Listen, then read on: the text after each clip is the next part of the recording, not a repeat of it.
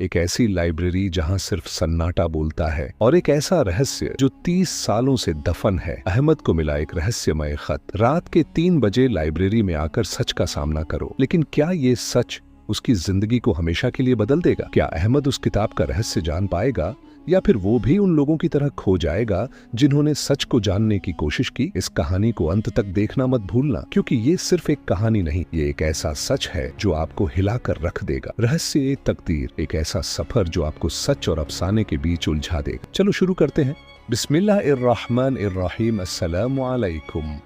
कराची का रहने वाला अहमद एक होनहार पत्रकार था जो अपनी तहकीकाती रिपोर्टिंग के लिए जाना जाता था। लेकिन उसे यह अंदाजा नहीं था कि एक मामूली सा खत उसकी जिंदगी को हमेशा के लिए बदल देगा। एक दिन उसे एक अजीब सा खत मिला। खत में लिखा था, अगर तुम सच जानना चाहते हो तो रात के 3 बजे दर उल नूर की पुरानी लाइब्रेरी में आकर एक किताब ढूंढो। अहमद ने खत को कई बार पढ़ा, लेकिन उसे समझ नहीं आया कि यह मजाक है या सच। फिर भी उसके मन में यह सवाल उठने लगा, आखिर ऐसी कौन सी किताब है जो रात के 3 बजे खोजने को कहा जा रहा है? लेकिन अहमद को ये नहीं पता था कि जो सच वो जानने जा रहा था वो उसकी तकदीर का इम्तिहान बन जाएगा। रात के 3 बजे अहमद दर उल नूर की पुरानी लाइब्रेरी में दाखिल हुआ। लाइब्रेरी पूरी तरह सुनसान थी। धूल से भरी किताबें, जाले और पुरानी लकड़ी की अलमारियां वहां के अजीब माहौल को और डरावना बना रही थीं। अहमद ने धीरे धीरे कदम बढ़ाए और शेल्फ के कोने में एक पुरानी किताब देखी, रहस्य तकदीर। जैसे ही अहमद ने किताब को छुआ, ठंडी हवा का एक तेज झोंका आया और लाइब्रेरी का दरवाजा जोर से बंद हो गया। एक हल्की सी आवाज कानों में गूंज उठी, सिर्फ सच्चे इंसान को ये किताब कबूल करेगी। अहमद का दिल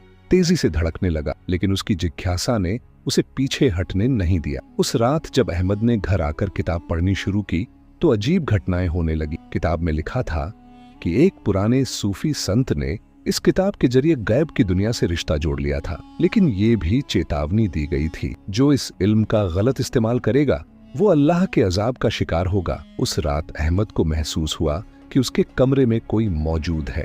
परछाइयां हिलने लगी, किताब के पन्ने खुद ब खुद पलटने लगे। अहमद ने अगले दिन ये बात अपने दोस्त राशिद से शेयर की, जो एक इस्लामी स्कॉलर था। राशिद ने फौरन अहमद को आगाह किया, अहमद, जिन चीजों को समझना मुश्किल हो उनमें तकदीर का दखल होता है, कहीं तुम किसी बड़ी मुसीबत में न फंस जाओ। लेकिन अहमद ने राशिद की बात को नजरअंदाज कर दिया और किताब की तहकीकात जारी रखी। अहमद ने किताब के पिछले मालिक मौलाना यूसुफ के बारे में जानने की कोशिश की। उसे पता चला कि 30 साल पहले मौलाना यूसुफ अचानक गायब हो गए थे। अहमद मौलाना यूसुफ के पुराने घर गया, जहां उसे बाबा करीम नाम का एक बूढ़ा नौकर मिला। बाबा करीम ने अहमद को चेतावनी दी, बेटा, जो कुछ भी हो इस किताब को वापस लाइब्रेरी में रख दो, ये सिर्फ अजाब लाती है। लेकिन अहमद ने फिर भी किताब अपने पास रखी। उस रात कमरे में खौफनाक घटनाएं होने लगीं। किताब गायब हो गई और फर्श पर एक नोट पड़ा था, समय कम है, जो सच जानना चाहता है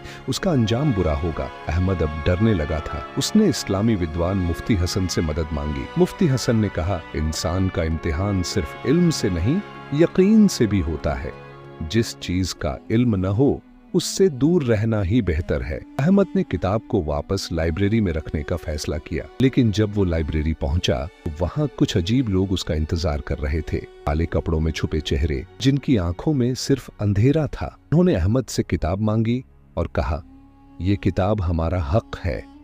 अहमद को समझ आ गया कि ये लोग इंसान नहीं बल्कि कुछ और ही थे। अहमद ने आखिरी उम्मीद के तौर पर मुफ्ती हसन की सलाह मानी और सूरह अल बकरा की तिलावत शुरू की। जैसे ही उसने तिलावत पूरी की, वो रहस्यमय लोग अचानक गायब हो गए। लेकिन एक आवाज गूंज उठी, तेरी हिफाजत अब सिर्फ अल्लाह करेगा। अहमद ने आखिरकार किताब को वापस लाइब्रेरी में रख दिया। जैसे ही किताब अपनी जगह लौटी, लाइब्रेरी की अजीब हवा ठहर गई। अहमद ने अल्लाह से तौबा की और अपनी जिंदगी में सुकून महसूस किया। कुछ हफ्तों बाद अहमद अपने घर की बालकनी में बैठा था। सूरज ढलने को था और आसमान में सुकून भरा सन्नाटा था। लेकिन तभी उसे ऐसा महसूस हुआ जैसे कोई उसे दूर से देख रहा हो।